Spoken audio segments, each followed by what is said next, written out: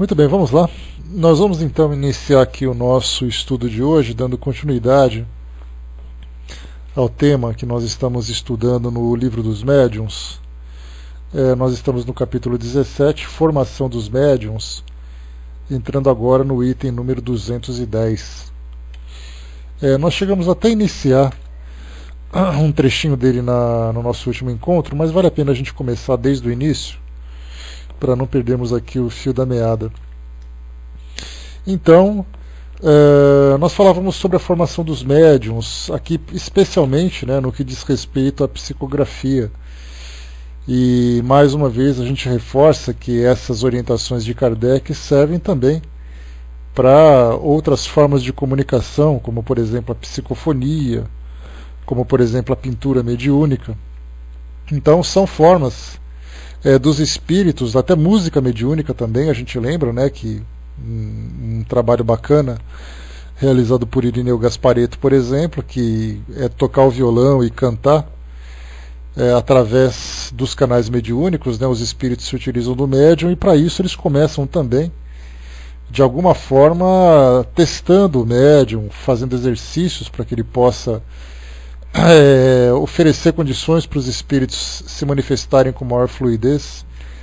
Isso porque a gente lembra que se o médium não é inconsciente no exercício da mediunidade, ele acaba acompanhando aquilo que o espírito manifesta como mensagem, e também através até da utilização do seu corpo para a realização do trabalho. E nesse caso, por reflexo, o médium acaba ou atrapalhando os espíritos, impedindo que eles continuem o trabalho. Se, por exemplo, o braço começa a se mexer, ele dá aquela travada no braço como por reflexo, ou muitas vezes ele quer ajudar o espírito a escrever. Aí acaba complicando também. Então, tanto num caso como no outro, é necessário que o médium tenha a confiança no trabalho que vem sendo realizado pelos espíritos e permita que haja um movimento natural, que o espírito possa comandar realmente o braço para fazer aquele trabalho, ou no caso a própria fala.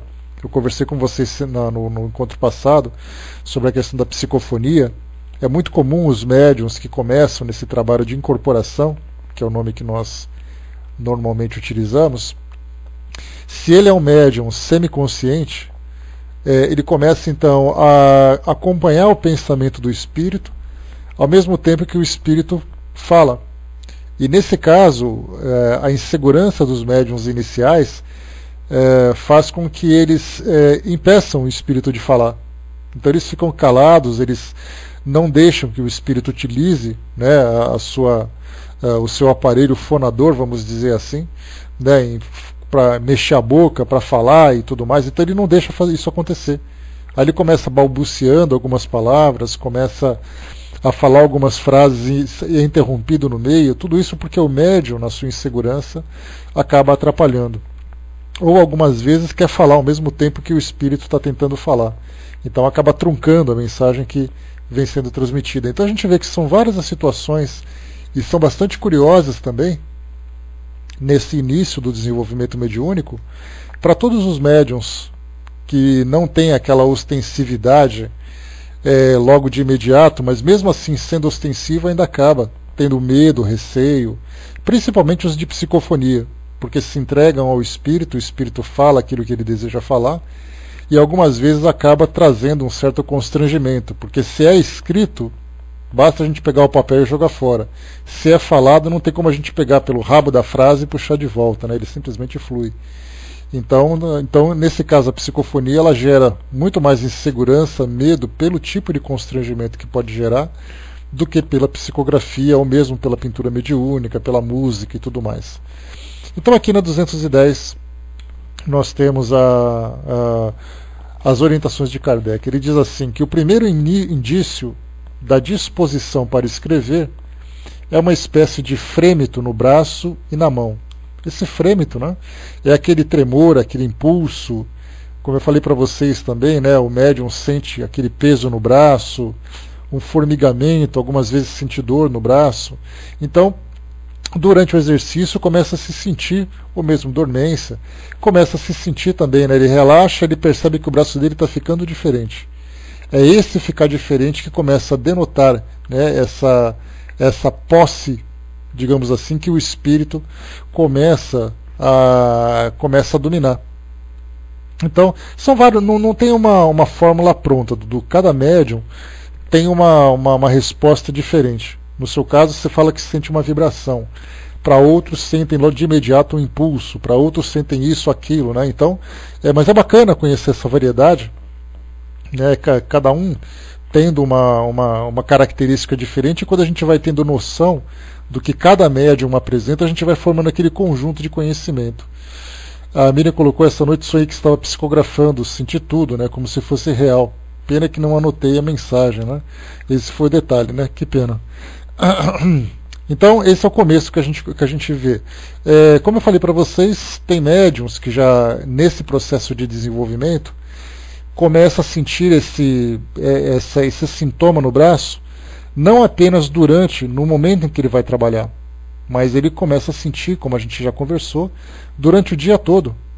Casos em que o trabalho é realizado à noite, e desde a parte da manhã o médium começa a sentir aquele incômodo no braço. Então ele fica esfregando a mão no braço, fica mexendo o braço, porque aquilo incomoda. Até que chega o trabalho durante a noite, ele faz a psicografia e de imediato aquele sintoma cessa. Então essas são características que esses médiums acabam sentindo, não só no início do desenvolvimento, mas depois, com a rotina do trabalho mediúnico, ele também começa já a perceber desde cedo, ele acorda sabendo se por acaso ele vai ter alguma psicografia ou não.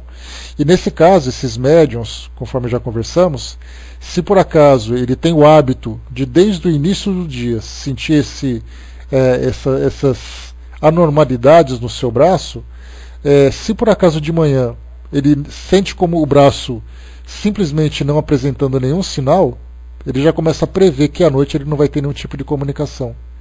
Isso pode acontecer porque o médium não está preparado, isso pode acontecer porque os espíritos não vão se manifestar, isso acontece porque os espíritos não se aproximaram ainda. Então isso também tem de sinal interessante a ser observado. E continua: pouco a pouco, depois desse frêmito inicial, pouco a pouco a mão é arrastada por um impulso que não se pode dominar. Quase sempre, de início, traça apenas sinais sem significação. Depois, os caracteres se formam mais precisos e, por fim, a escrita se processa com mais rapidez, com a rapidez da escrita normal. Mas é sempre necessário abandonar a mão ao seu movimento natural, não embaraçando-a nem propelindo-a.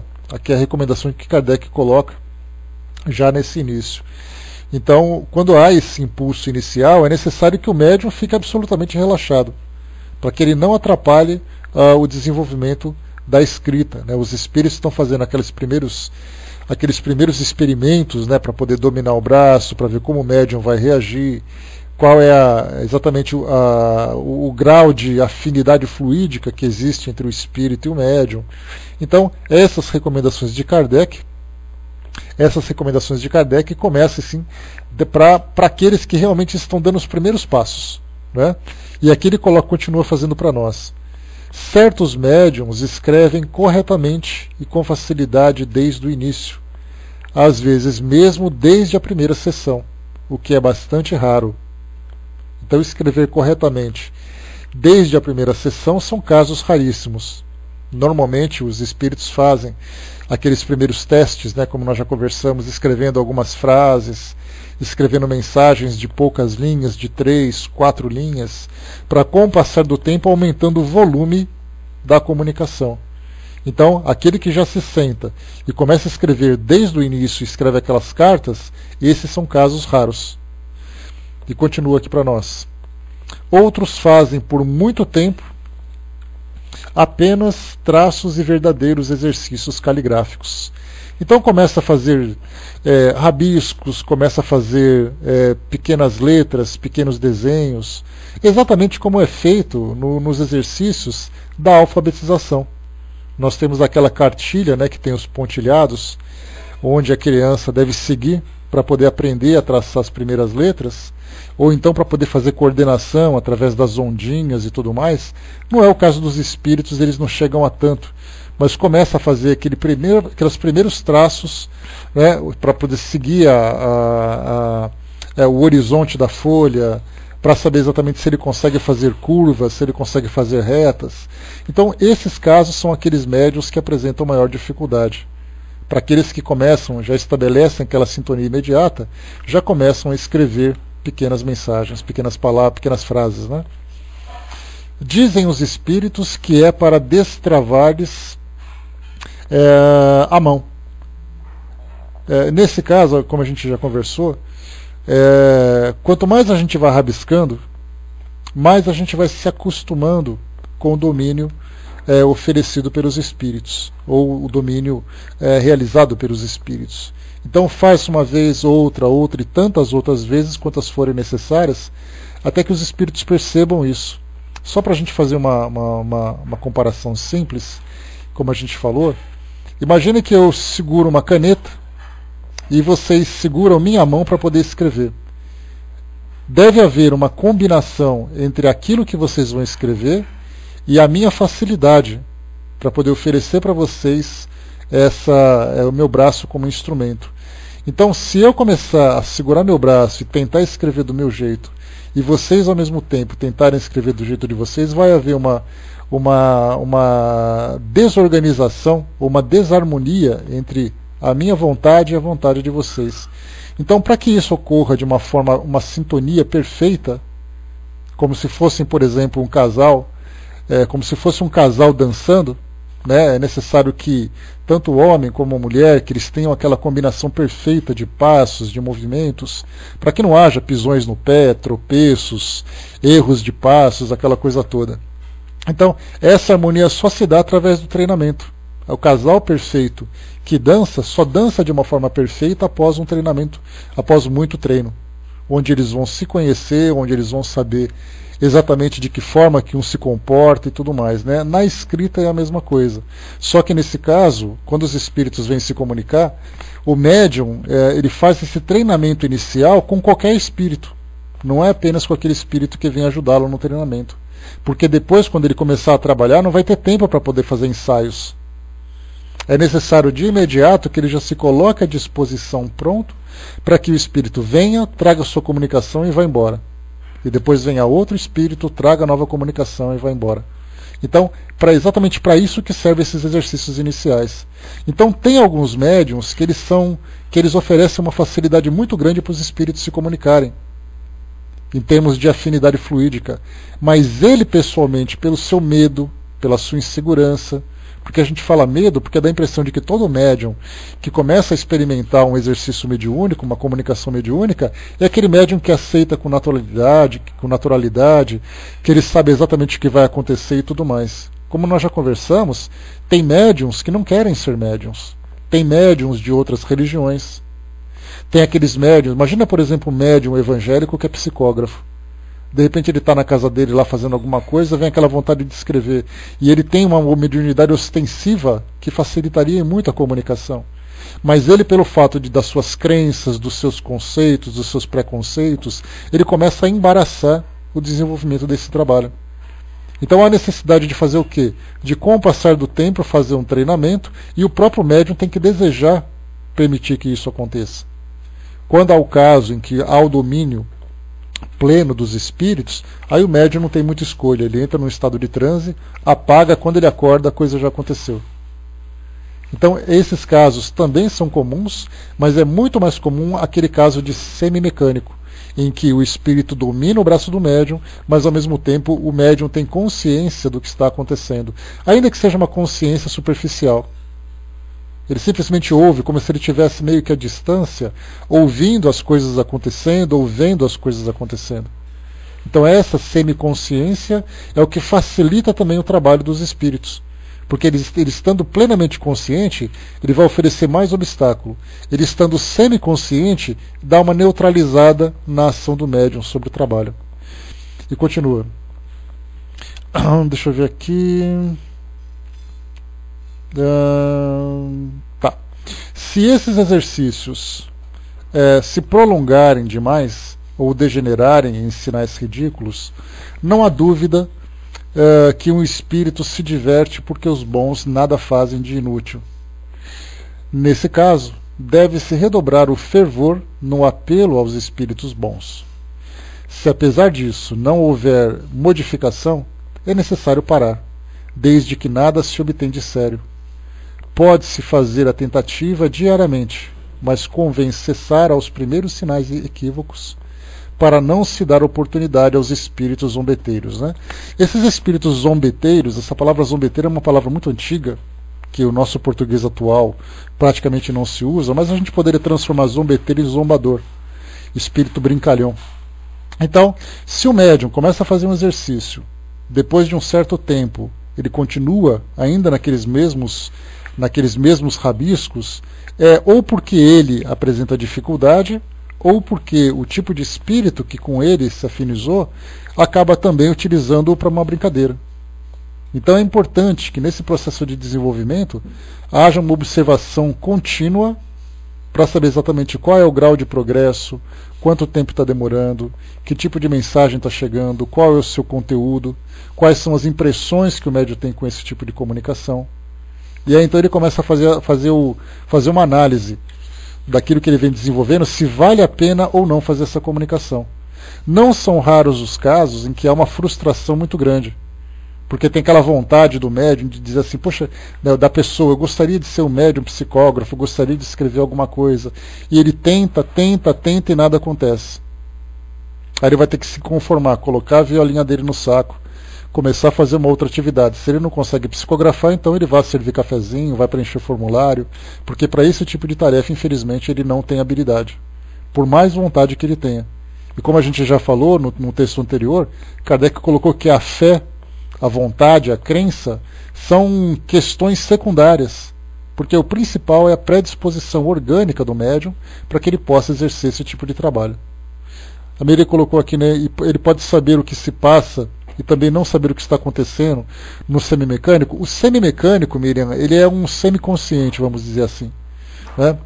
Então o médium mecânico, ele não tem consciência do que acontece, porque o espírito domina completamente o braço do médium, e há casos em que há uma combinação entre aquilo que é mecânico, o braço dele se mexe sozinho, mas ao mesmo tempo ele entra num estado de transe que ele perde a consciência do que está acontecendo. Então ele simplesmente apaga, como se desse aquela tontura, você não tomou café e tal, de repente dá aquela tontura, você dá a vista escurece, quando você acorda alguns segundos depois, ou alguns minutos depois, o trabalho está pronto. É como se ele dormisse durante o trabalho mesmo. Então no caso semimecânico, como a gente colocou, é aquele caso em que o médium tem consciência do que acontece. Então, como eu falei para vocês, imagina que você fica assim um pouco à distância, é como se você se sentasse ao lado do seu próprio corpo e ouvisse aquilo que o espírito está fazendo. Algumas vezes você consegue interrompê-lo, outras vezes não. Mas a mensagem passa pela sua mente e depois vai para o seu braço. Então você fica assim meio que paralelo ao que acontece. Então, saber ou não saber depende do grau de consciência do médium e depende também do tipo de mecanismo que o espírito utiliza para poder escrever. No caso, se for mecânico, como a gente falou, ele simplesmente escreve. Né? É o caso, como a gente já conversou, de situações em que o médium se distrai com outro tipo de atividade, como a leitura, por exemplo. Eu coloco uma revista aqui do meu lado e meu braço fica aqui parado sobre a mesa segurando uma caneta, um lápis. E de repente meu braço começa a escrever e eu estou lendo. Eu sei que meu braço está mexendo. Afinal de contas, eu estou acordado, eu estou sentindo meu braço se mexer. Mas eu não faço ideia do que está acontecendo. Nesse caso, o espírito se apoderou apenas do braço do médium. Não houve necessidade de dominar a sua consciência, por exemplo. Tá? Então, nós temos ali várias situações onde há combinações de experiências, combinações de eventos que vão se desenrolando no decorrer do trabalho. E cada médium vai se descobrindo conforme a experiência que ele vai adquirindo através do seu treinamento e depois através do trabalho. Sim, há pequenas variedades, há grandes variedades.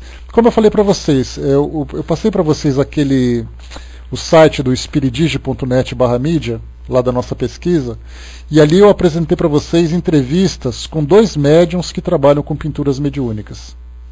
O Lívio Barbosa e depois o Germano Heder.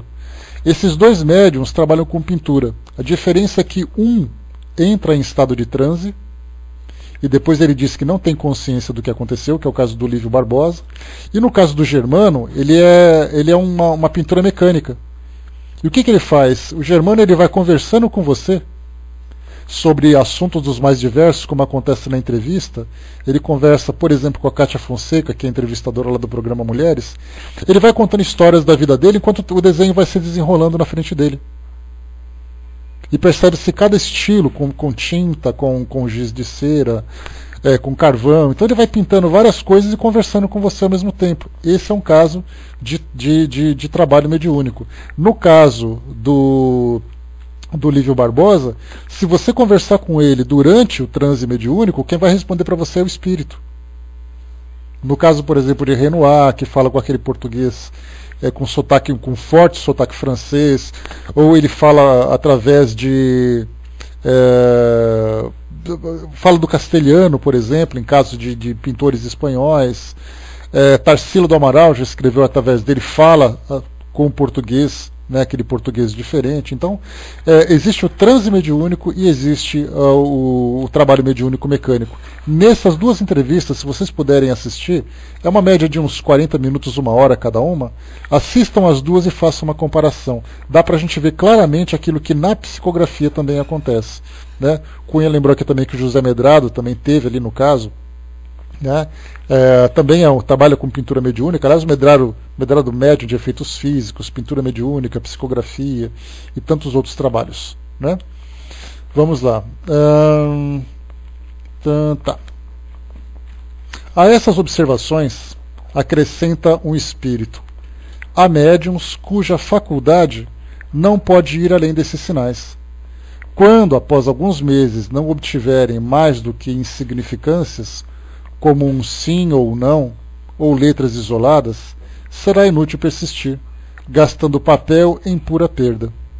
Né? Então, nesse caso, a gente tem aqui também, né, Ju? A gente tem aqui a orientação do espírito daquilo que a gente falou anteriormente. Muita gente que tenta a psicografia acaba se frustrando. Aí a pessoa fala assim, mas eu já tentei lá, não consegui, não deu certo, eu senti assim alguma coisa. Tem gente que não sente absolutamente nada. Hoje nós temos ali pessoas que fazem experiências com a digitação. Então seria ali uma neologia, né, a psicodigitação. Ele se coloca em frente ao computador, relaxa as mãos, faz aquela mentalização e espera que os espíritos escrevam através de suas mãos. Isso é possível acontecer. Alguns sentem algumas impressões, outros não sentem nenhuma impressão. Então, vai depender do quê? Do teste, do exercício que se faz. Continua.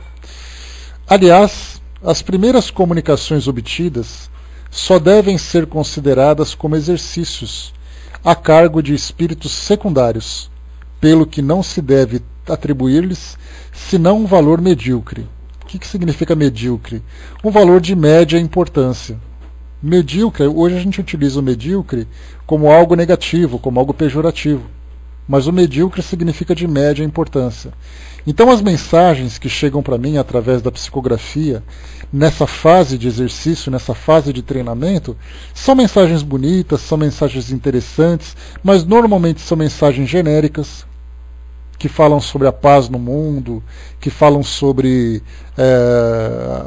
questões de fé, algumas vezes trazem até mesmo algumas questões pessoais, mas de uma forma muito objetiva, de uma forma muito simples.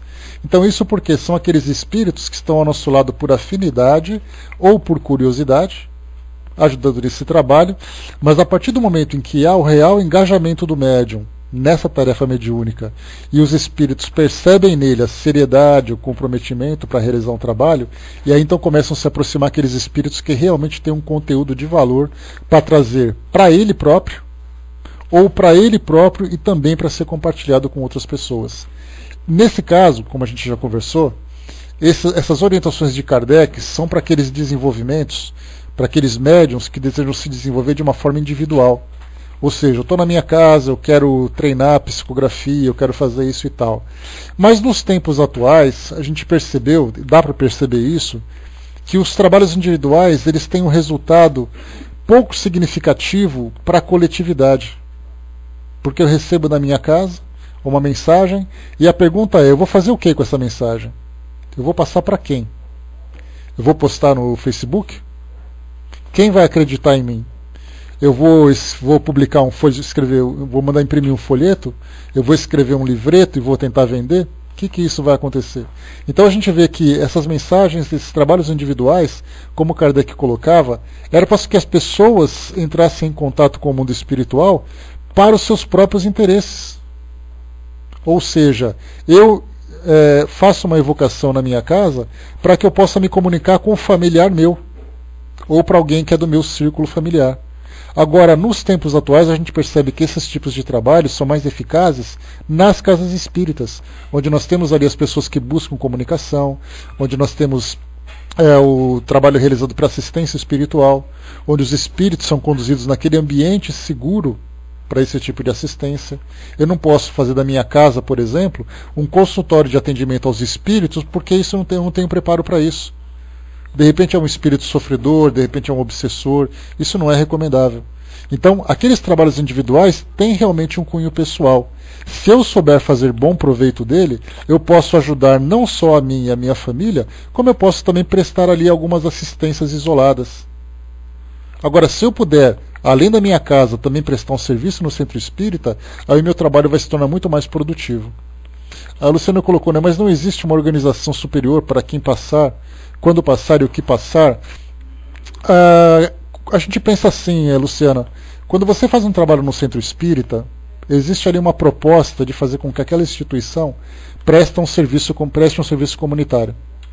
Então, individualmente para o médium, para os colaboradores do trabalho, para os trabalhadores da casa, para o público em geral que frequenta aquela instituição. Então existe essa organização para fazer com que aquele trabalho seja objetivo. Agora, no caso pessoal, se eu por acaso faço uma evocação e eu peço para que aquele espírito venha se comunicar porque eu tenho interesse nele, se eu me coloco à disposição, falando assim, olha, eu estou aqui hoje, me coloco à disposição para o espírito que quiser se comunicar. Aí ele vem e se comunica, traz uma mensagem. Vamos supor, por exemplo, de uma comunicação de um espírito que desencarnou que quer falar com seus familiares. Aí você é a médium, eu chego para você e falo assim, começa a psicografar, né? Cara mamãe, assina o André. Pronto. Para quem que você vai entregar essa carta? E vamos supor que você saiba para quem é. Essa pessoa vai aceitar? Então esses trabalhos individuais, eles têm assim essa preocupação do tipo de repercussão que ele vai acontecer. Nas comunicações particulares, não existe essa organização. Porque a menos que eu faça isso, por exemplo, no caso de Zíbia Gasparetto, vamos pegar assim um exemplo já que é bem reconhecido. Ela faz um trabalho individual na casa dela. Só que o tipo de orientação que ela tem é para fazer com que essas publicações, com esse material, seja publicado e transformado em livro para levar para as pessoas essa mensagem do mundo espiritual. Mas no caso dela, por exemplo, ela já tem um certo destaque e já tem uma facilidade para poder difundir o trabalho dela. Mas para uma pessoa comum, essa pessoa comum não tem muita coisa que fazer. E a mesma coisa no caso de eu ser um médium de psicofonia e eu ter facilidade de incorporar os espíritos. A menos que eu abra um consultório na minha casa, esse tipo de comunicação não vai nenhum tipo de produtividade. E para que eu possa ter ali a assistência de uma organização superior, eu tenho que fazer um trabalho de grande proporção. Porque eles não vão me mandar, por exemplo... É como se eu pegasse, só para ter uma ideia, vamos imaginar que eu tenho ali um assessor empresarial de grande renome. Aí ele bate na minha porta, por acaso, perguntando se eu estou interessado em trabalhar com ele? Não. A menos que eu ofereça, apresente para ele um projeto de grande vulto, ele vai se interessar e vai me dar apoio. Mas se eu continuar vivendo a minha vidinha arroz com feijão, ninguém vai aparecer na minha porta, alguém importante, para poder saber se eu quero fazer alguma coisa. É a mesma coisa que acontece nessa relação com os espíritos. Só na vontade, né, Juliana? O Cunha lembrou aqui, né, principalmente para o espiritismo, senão ele é ridicularizado, né? E é muito questionado o trabalho dela. Mas não entro no mérito da questão, né, Cunha, da Zíbia Gasparetto. O que a gente fala é daquilo que acontece com o trabalho dela. Né? A gente não entra no mérito dessa questão ainda, né? Mas no caso assim, do trabalho, quantas pessoas que chegam, já vi isso acontecer, né? Só para a gente ter uma ideia. Alguém recebeu uma psicografia de um familiar, de uma pessoa que desencarnou, aí você telefona para ele e fala assim: olha, eu recebi uma comunicação e eu tenho aqui uma mensagem que eu queria te entregar. E a pessoa diz: mas mensagem de quem? Olha, é de um espírito que se identifica como a sua avó. Ele vai dizer assim: olha, sinceramente eu não acredito nisso. Te agradeço a atenção, obrigado por você ter feito isso, mas não precisa se preocupar com isso não. Aí a pessoa fica frustrada, pega aquela mensagem, guarda numa pastinha, enfia em qualquer gaveta e fica por isso mesmo. Ou seja, como eu falei para vocês, o trabalho individual ele é muito difícil de fazer, a menos que você consiga ter uma clientela para que possa ser beneficiada por esse trabalho. Uma clientela não é no fato de você ter ali, receber por isso, não é nesse sentido, mas assim, de ter pessoas que gostam dessas consultas mediúnicas e você não se importa em fazer isso para elas. Mas aí a gente já vê que é um trabalho muito problemático. A doutrina espírita recomenda que se você fizer algum tipo de trabalho mediúnico, que você vá a um centro espírita, para que você centralize no centro espírita os seus esforços para beneficiar as pessoas que lá vão procurar ajuda, para que não faça isso individualmente. Até porque no centro espírita você tem a oportunidade de assistência, você tem a oportunidade de estudos, você tem a proteção espiritual. Então, se você quer fazer um trabalho mediúnico mesmo, que vá a uma instituição como essa. Vamos lá em frente aqui. Continuando para nós. Tudo certo, Luciano? Alguma dúvida? Podemos seguir? Sim, Júnior, sem dúvida. Bom dia. Se tiver tudo certo, a gente continua. Vamos lá, então. Deixa eu ver aqui. Tá. Beleza. Trata-se de espíritos empregados, no caso daqueles espíritos que vão trabalhar com o exercício, com o treinamento, de espíritos empregados, por assim dizer, como mestres de escrita, para treinarem um médium iniciante. Não acrediteis jamais que espíritos elevados levem ao médium a fazer esses exercícios preparatórios. Mas acontece que se o médium não tiver um objetivo sério, esses espíritos prosseguem e se ligam a ele. Quase todos os médiuns passam por essa prova para se desenvolverem.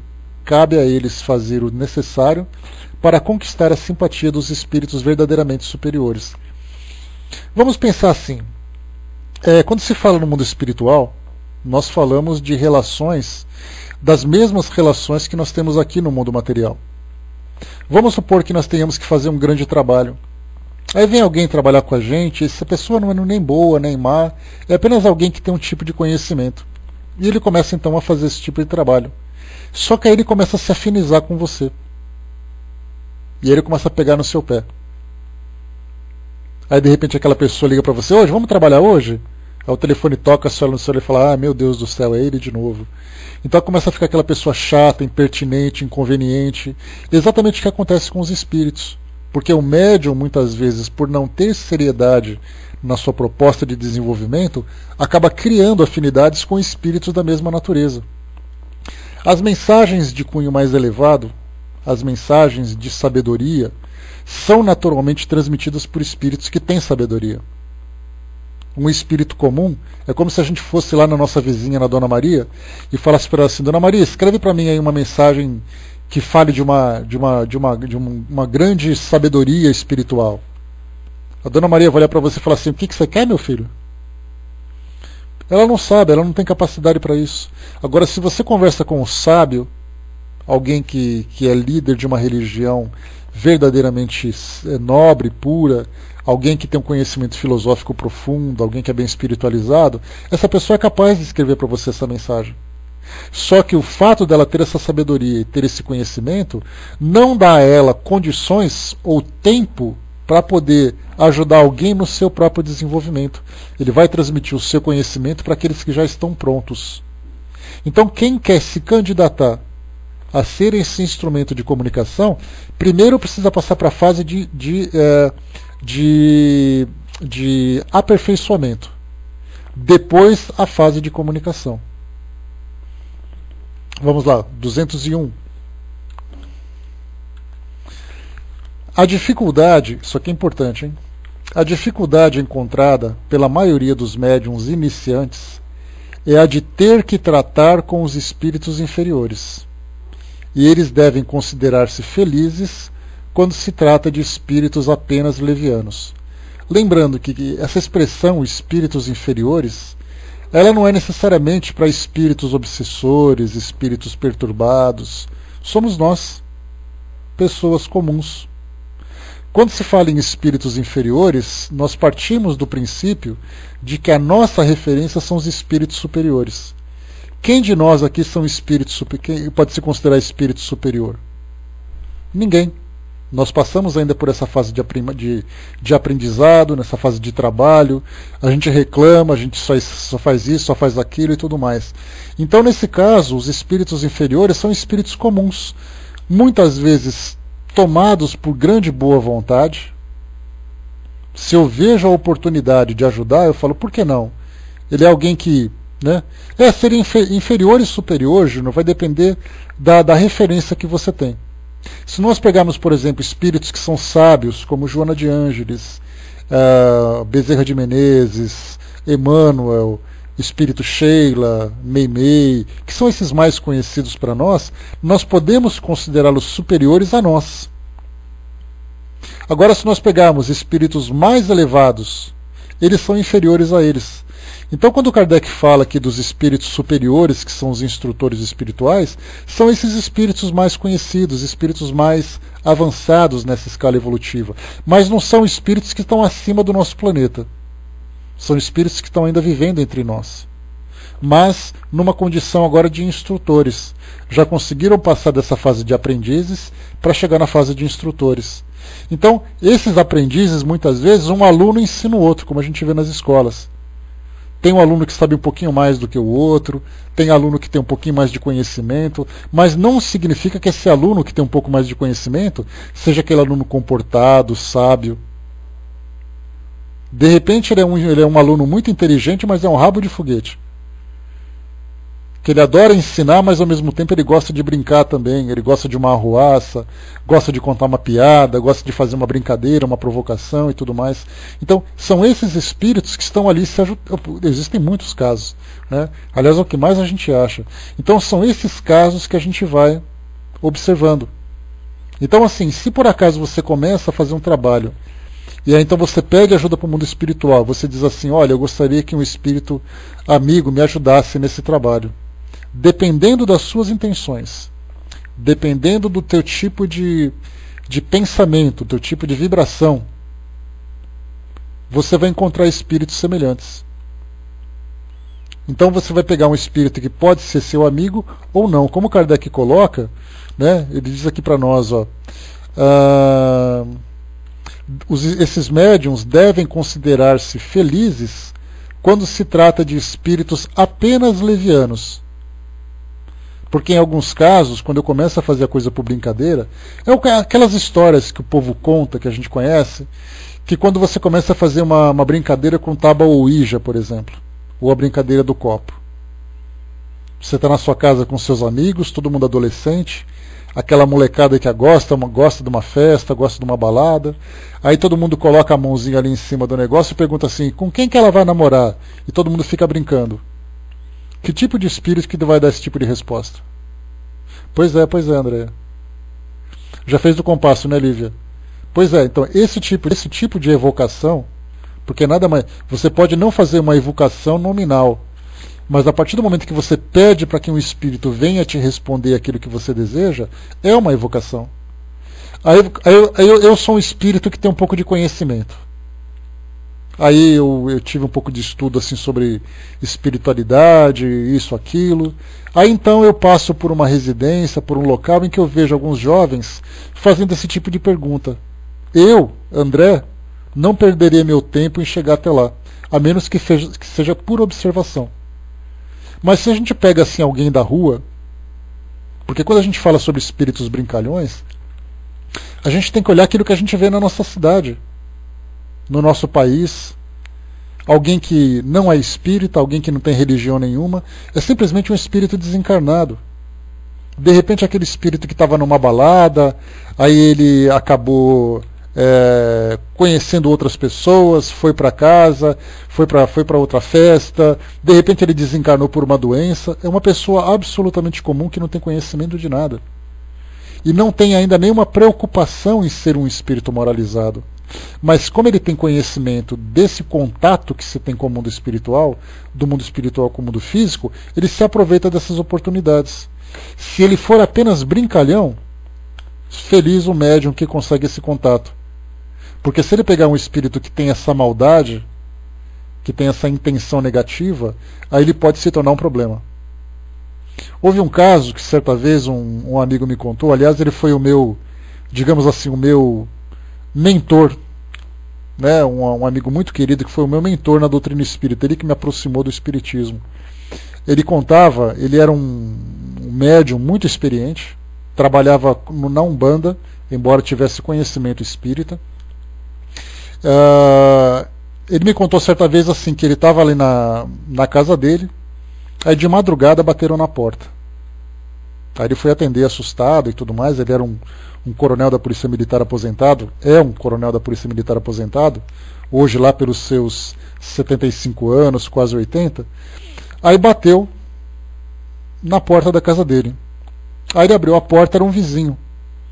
Aí ele falou assim, pelo amor de Deus, vem aqui e ajuda minha filha.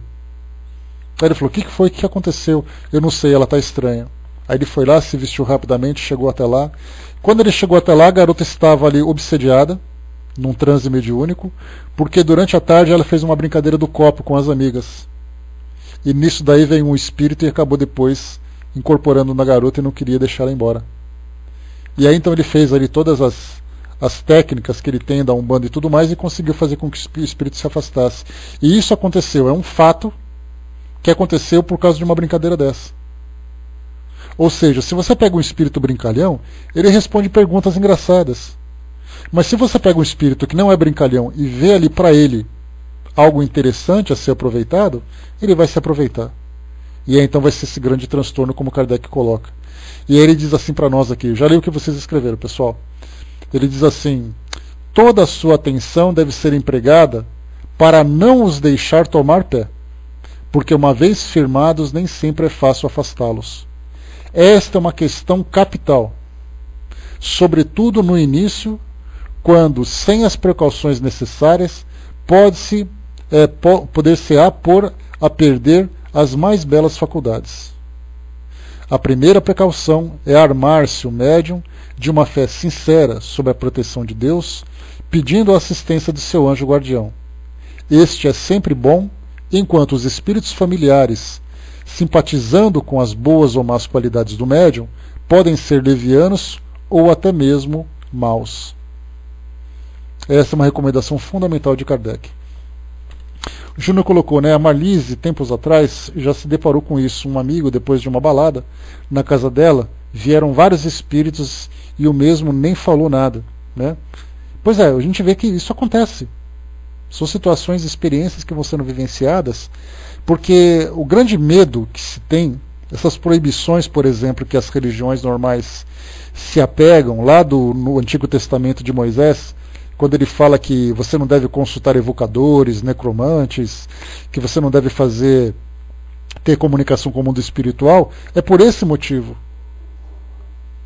Só que nesse caso das religiões evangélicas, católicas, eles acabaram generalizando tudo aquilo, esquecendo que essa comunicação com o mundo espiritual ela pode ser muito positiva, quando ela vem com o objetivo de instrução, de consolação, de assistência.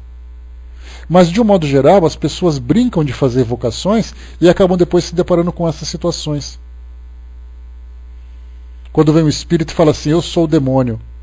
Para alguém que é de uma outra religião, isso é extremamente pavoroso. Quando esse espírito se torna um obsessor contumaz, é aqueles casos em que você tem que levar para um centro espírita fazer um tratamento bastante sério. Como Kardec já relatou mesmo na Revista Espírita, um caso que durou de 3 a 6 meses para poder fazer com que aquele espírito se afastasse da garota. Porque era um caso de possessão que ele relatou para nós. Então são situações extremamente graves. A partir do momento em que você desenvolve a sua sensibilidade e que você se coloca à disposição do mundo espiritual, dependendo da forma como isso se dá, isso pode ser muito positivo, muito bem aproveitado, como pode ser extremamente negativo e danoso para a pessoa, para a sua família e até para o espírito também, que não tem consciência do que faz na maioria das vezes.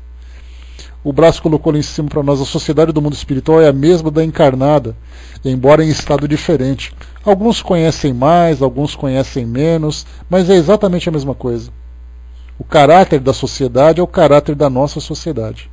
Assim como nós temos esses assassinos que aparecem na televisão, nós temos aqueles espíritos perversos que fariam a mesma coisa se tivessem oportunidade. Alguns espíritos que muitas vezes levam encarnados a cometer as maiores atrocidades, e eles simplesmente não se dão conta disso porque estão sendo influenciados, mas como eles não acreditam, como eles não sabem dessa influência, se submetem a isso. Deixa eu ver aqui, no caso o Júnior colocou em cima da Marlise também, né? Ela não fez nenhuma evocação, simplesmente vieram. Se eu sou médium ostensivo, tenho a minha mente aberta e não tenho nenhum controle sobre isso, qualquer espírito arruaceiro que encontra a oportunidade de fazer uma dessas bagunças, com certeza vai aproveitar. Deixa eu ver aqui. O Dudu colocou, né? Sente a sua fraqueza mental e age rapidamente, né? Sua sintonia baixa, fazendo com que ele se firme naquele corpo, né? Se firme não, né? Se firmar no corpo é uma expressão até bastante ligada a Umbanda ou ao Candomblé, né? Mas ele realmente se apegue àquele corpo para que ele possa se manifestar, possa trazer todo o terror que normalmente acontece. Isso. O Brás lembrou também, graças a Deus, que essa interação com os dois planos é difícil, senão ficaremos loucos, né? É uma restrição que existe, né, Brás, dessa lei natural que rege a nossa evolução, porque do contrário haveria uma interferência direta dos espíritos, né? E havendo essa interferência nós não teríamos o livre-arbítrio. O Fernando colocou, né, é que nem doença, né? Só precisa de muito passe e preces, né? E precisa muito passe e prece de pessoas bastante fervorosas. Esse é o grande problema que a gente encontra, Fernando, porque algumas vezes as pessoas começam a fazer aquelas preces tomadas pelo desespero, mas não são pessoas de fé no seu dia a dia.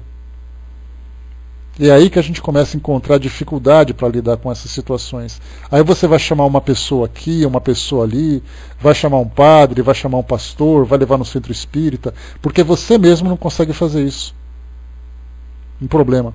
Cidinha colocou: conheço uma menina, vizinha da minha avó, que passou por um processo obsessivo grave depois de brincar algumas vezes com um copo. É o que acontece. Isso aí a gente parece histórias que o povo conta, mas isso é real. Brincar com o mundo espiritual, quando você convida alguém para entrar pela porta da sua casa, sem conhecer essa pessoa, você nunca sabe quando ela vai voltar. E quando ela voltar, você nunca sabe o que ela vai fazer. Então, antes de convidar alguém para entrar na sua casa, conheça quem é. Tenha ali as suas precauções, para que quando ela voltar você sabe quem se trata e você tenha ali afinidade com ela. As nossas portas mentais é a mesma coisa. Não abra a sua porta para gente que você não conhece. Você nunca sabe o que ela vai fazer depois. Deixa eu ver aqui, o Fernando colocou: tem desencarnados que estão há anos, séculos na escuridão e são mestres em obsessão. Sim, basta a gente ver o livro, por exemplo, Aconteceu na Casa Espírita, Libertação, Dramas da Obsessão, de Ivone do Amaral Pereira, Bastidores da Obsessão, de Manuel Filomeno de Miranda. Então nós temos vários espíritos, vários livros que tratam desse assunto, e é exatamente ali aquilo que os médiuns devem estudar. Porque nós estudamos sobre práticas mediúnicas e não estudamos sobre consequências dessas práticas. É com essa noção que a gente começa a ficar, né? Porque muita gente vai dizer assim: poxa, André, você está começando a deixar a gente apavorado. Não é apavorado, é a realidade.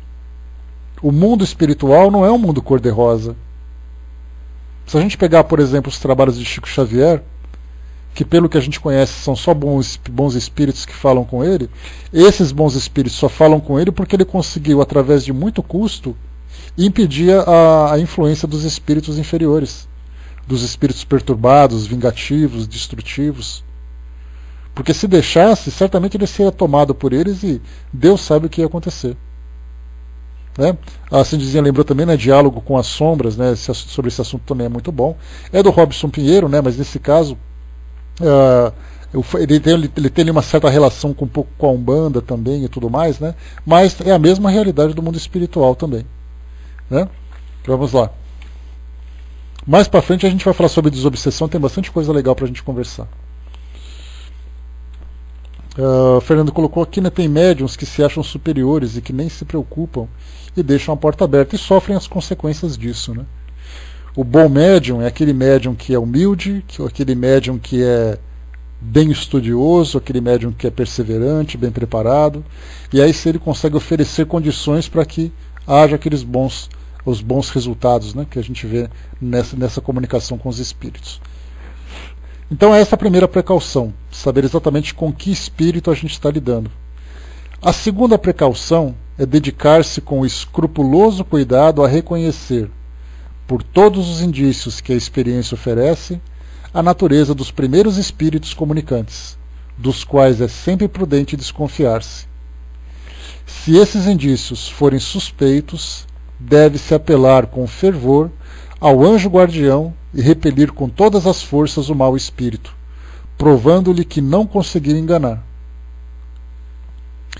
Dormindo C. Miranda, né? Obrigado, Cindizinha. Então troquei ali pelo do Robson Pinheiro, é outro. Então eu Dormir C. Miranda, tá? Também é um livro bacana de se estudar. Tá. Eis porque o estudo prévio da teoria é indispensável. Olha o que Kardec coloca. Eis porque o estudo prévio da teoria é indispensável se o médium pretende evitar os inconvenientes inseparáveis da falta de experiência. As instruções a respeito, bem desenvolvidas, estão nos capítulos sobre obsessão e a identidade dos espíritos. Aqui, né, a recomendação que Kardec traz para nós, que trabalhar de realizar esse desenvolvimento mediúnico de uma forma particular, doméstica, requer um preparo prévio. E é daí, desse caso, que a gente vê como é difícil estudar o livro dos médiuns, há quanto tempo a gente está estudando, quanta coisa a gente fala para complementar aquilo que vem, através de estudos paralelos, através de experiências que a gente vivenciou, para poder fazer com que esse estudo seja o mais amplo possível. Agora imagina alguém que chega assim e diz, olha, eu estou com vontade de fazer uma reunião mediúnica em casa. A primeira pergunta, você tem experiência com isso?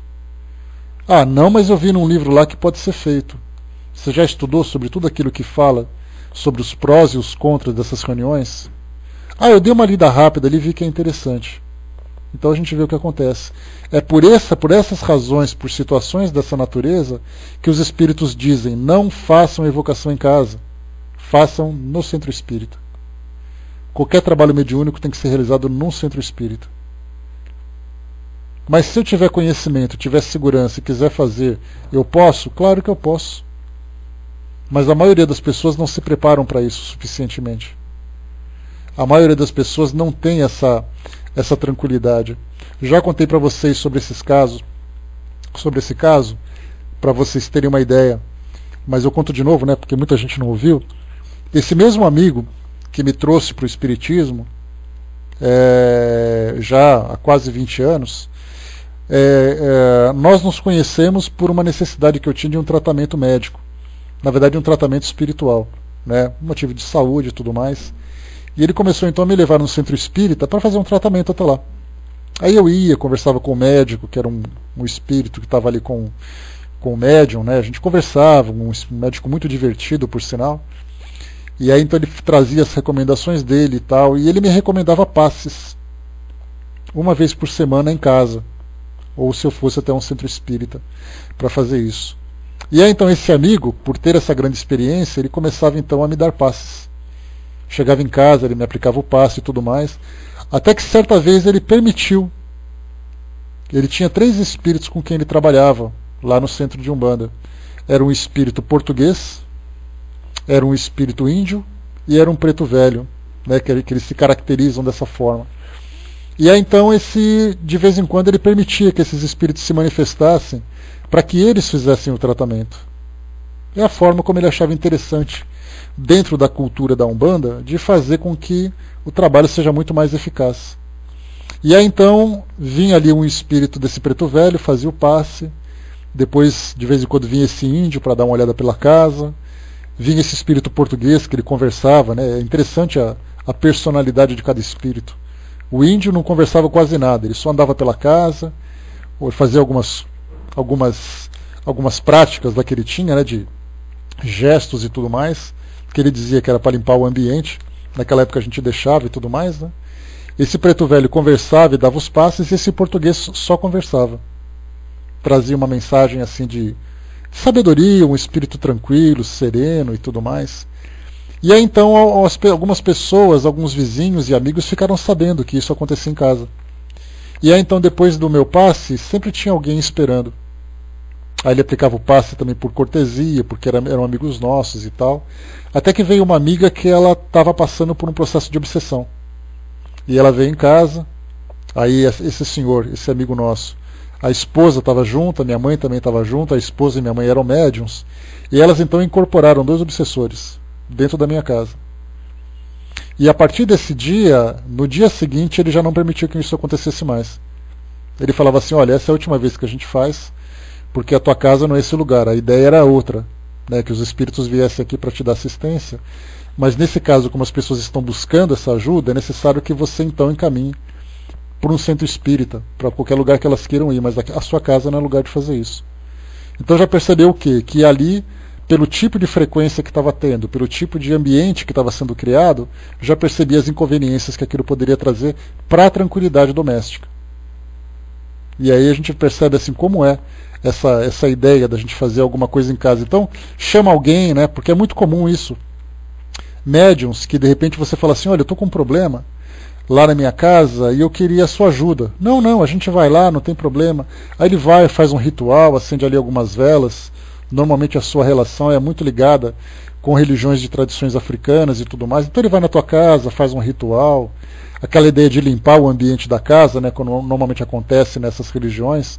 Aí faz um ritual na sua casa, de repente faz uma incorporação e tudo mais. Isso pode ser extremamente grave. Exatamente pelo tipo de influência que isso gera sobre as pessoas da casa.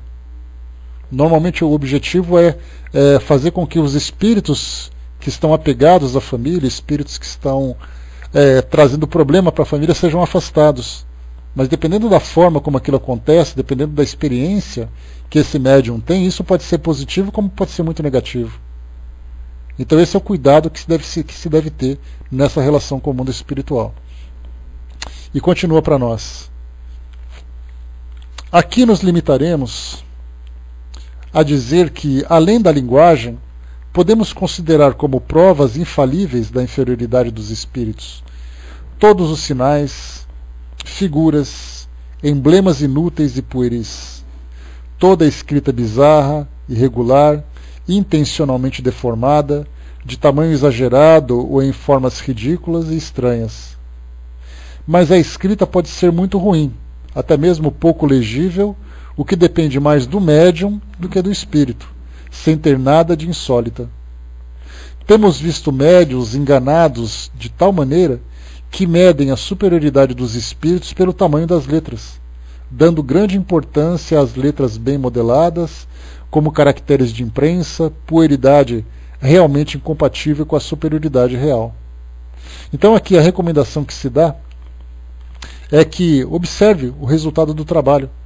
Então, se eu estou na minha casa fazendo aquele meu desenvolvimento pessoal, desenvolvimento doméstico, então eu começo a escrever algumas coisas, acabou a escrita, eu vou começar a analisar tudo aquilo que me veio como resultado desse contato, se eu me senti bem ou não depois, se eu me senti inseguro ou não, se a mensagem, o conteúdo da mensagem podia ser proveitosa ou não, de que forma que a escrita se desenvolveu, se foi com uma letra normal ou se foi com com rabiscos. Às vezes se fazem desenhos assim que são simbologias, símbolos de estrelas, símbolos disso, símbolo daquilo. Um espírito que está treinando, sabendo pelo objetivo, pela proposta que o médium tem de se desenvolver como um trabalhador nessa seara da caridade e tudo mais, ele trabalha sabendo que na sequência do trabalho que ele vai desenvolver, vem um espírito superior para poder ajudá-lo no seu ajudar o médium nas comunicações. Então eu já faço alguma coisa preparando aquele médium para que ele seja um bom trabalhador. Se eu vejo naquele médium apenas um curioso, eu então vou me divertir com ele. E eu não vou ter preocupação nenhuma se vem um espírito superior ou não, porque nem que ele quisesse, ele conseguiria. Pela questão pessoal que ele tem, pela forma como ele se envolve com esse trabalho. Bom dia, pessoal que chegou. Bom dia, maninha. Deixa eu ver aqui. O que vocês escreveram? O Braço colocou em cima, tem médium que é tão seguro da situação que pode ser médium 24 horas por dia, onde quiser. Sim. São essas referências, são esses expoentes que a gente tem. Né, médiuns que são grandes trabalhadores de casas espíritas, médiuns que há muito tempo trabalham prestando serviço de caridade, então ele está sempre pronto. Onde menos imaginar, ele escreve alguma coisa, ele vê alguma coisa, né, e não precisa necessariamente ser médium espírita. Às vezes, basta ser médium bastante sério, bastante aplicado naquele trabalho, que certamente ele vai ter uma resposta positiva. O Júnior colocou em cima, teve uma época, há uns bons anos atrás, que minha mãe buscou esse tipo de ajuda. Graças a Deus, hoje em dia, ela não pensa mais nisso, né? A gente nunca sabe o desespero, né, o Júnior, que leva as pessoas a esse tipo de busca, né? Mas, deixa eu ver aqui. O médium de Abadiânia tem mais de 40 anos nessa missão, né? No caso, você fala o João de Deus, o Brás? É dele? Ali é um médium que já tem, né, uma vasta experiência nesse trabalho, né, então, mas ao mesmo tempo você percebe também, Brás, que ele não vai à casa das pessoas, ele não faz trabalhos particulares, é tudo concentrado naquele ambiente, dentro daquela rotina, contando com o apoio dos trabalhadores espirituais, dos trabalhadores encarnados. Então, quer dizer, já estabeleceu ali uma rotina de trabalho que é a sua disciplina que vai mostrar exatamente o resultado, tanto dele como de outros tantos médiuns também. Né? Ele é alfaiate, né, junto, quer dizer, então ele trabalha na casa dele, e na casa dele é ali que, né, o que ele faz na casa dele, o que ele faz lá no centro é do centro. Obrigado, Cindizinha. Vamos lá então, questão 212. Deixa eu ver aqui se dá pra gente acelerar ou se vale a pena a gente esperar. Vamos só passar 212. Se o médium deve evitar cair sem querer na dependência de espíritos maus, mais ainda deve evitar de entregar-se voluntariamente a eles.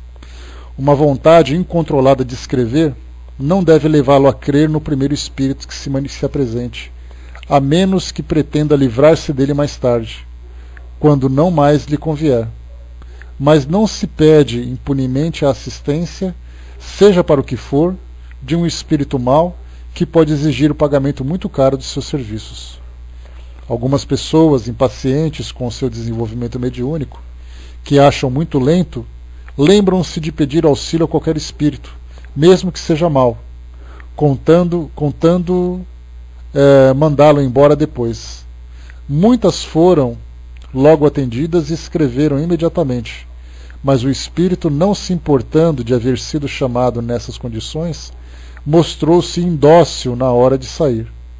Sabemos das que foram punidas em sua presunção, julgando-se fortes para afastá-los à vontade, por anos de obsessão de toda espécie, pelas mistificações mais ridículas, por uma fascinação tenaz, ou mesmo por desastres materiais e pelas mais cruéis decepções. O espírito mostrou-se de início francamente mau, depois tornou-se hipócrita, tentando fazer crer na sua conversão ou fingindo acreditar no pretenso poder do seu subjugado para expulsá-lo quando quisesse. Então a gente viu aqui aquela ansiedade, aquela expectativa que as pessoas têm, né? Olha, eu peço que um espírito que possa venha me ajudar, porque eu não tô conseguindo realizar nada agora, porque eu quero escrever de qualquer jeito, eu quero fazer isso, porque na verdade ele quer ser um psicógrafo muito mais pela vaidade do que pela caridade. E a gente fala isso, por exemplo, em casas espíritas.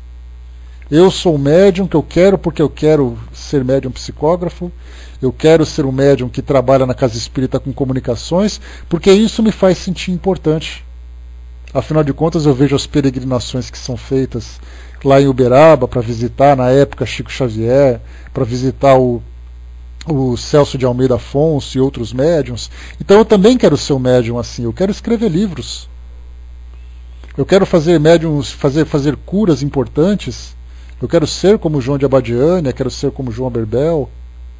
Eu quero ser um médium que faça pinturas mediúnicas, eu quero ser um Gaspareto da vida, Lívio Barbosa da vida. Então eu chamo os espíritos para me ajudar de qualquer jeito, mas a pergunta é, o que me move exatamente nesse tipo de aproximação? Pelo fato de ser a minha vaidade, valeu Júnior, um abraço. Pelo fato de eu não ter a minha intenção voltada para a caridade, a minha intenção voltada para a assistência ao mundo espiritual, para a assistência aos encarnados, é exatamente nisso que me submete a esse tipo de espíritos.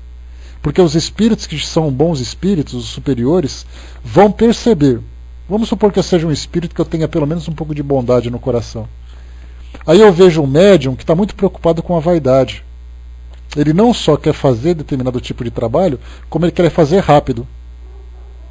E aí então eu, que sou um espírito de boa vontade, eu vou falar assim, olha, me desculpa, mas não é para isso que eu quero ajudar. Então eu vou me afastar, boa sorte para você. Aí quando eu saio na porta, tem um outro espírito encostado na porta, dizendo assim, opa, é agora. Se não tem quem ajuda, deixa comigo que eu ajudo. Só que a gente vai ter uma conversa depois. Pronto, quer dizer, ele deu espaço pelas suas intenções, pelo seu modo de pensar, pelo seu modo de entender esse recurso mediúnico, para se autopromover, acaba se equivocando depois, tendo esse grande problema com os espíritos. Como disse Kardec aqui, anos para tentar se livrar de uma desobsessão, para tentar se livrar de uma obsessão. E não é fácil. Sabemos os transtornos que isso pode gerar. Bom, meus amigos, passamos aqui então, paramos aqui no item número 13, falando sobre essa questão da formação dos médiuns. Nosso próximo encontro vai ser na semana que vem, na segunda-feira, e a gente volta a tratar desse assunto, mas na sexta-feira nós temos o tema livre, depois do nosso evangelho. Caso vocês queiram acrescentar alguma coisa, tirar alguma dúvida assim, a gente vai resolvendo por aqui também. Beleza? Bom, eu vou passar para o nosso amigo Décio, que vai fazer